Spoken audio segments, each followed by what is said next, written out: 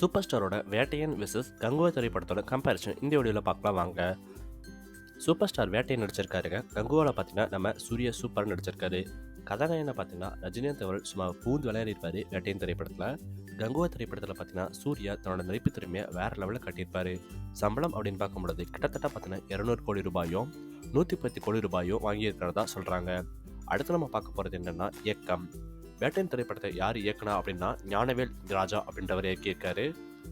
இதுவே கங்குவா திரைப்படத்தை சிறுத்தை சிவா வேற லெவலில் எடுத்திருக்காரு.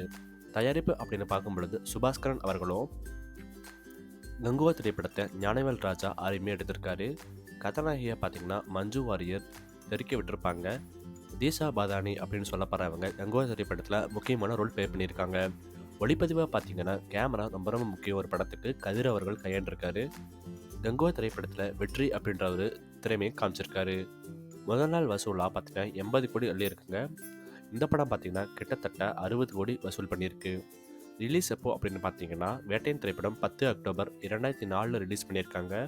14 நவம்பர் 2024 பார்த்தீங்கன்னா கங்குவா திரைப்படம் வெளியிட்டிருந்தாங்க. சிறப்பு அப்படின்னு எடுத்துக்கிட்டோம்னா வேட்டையன் திரைப்படத்தில் அமிதாப் பச்சன் சும்மா சூப்பராக நடிச்சிருக்காரு. பாபி தியோல் பார்த்தீங்கன்னா வேட்டையன் வில்லனாக நடிச்சிருக்காரு. அனிருத் பார்த்தீங்கன்னா சூப்பராக தன்னோட இசையமைப்பை காட்சிருக்காரு. தேவி ஸ்ரீ பிரசாத் கங்குவா திரைப்படத்தில் அருமையாக மியூசிக் போட்டிருக்காரு.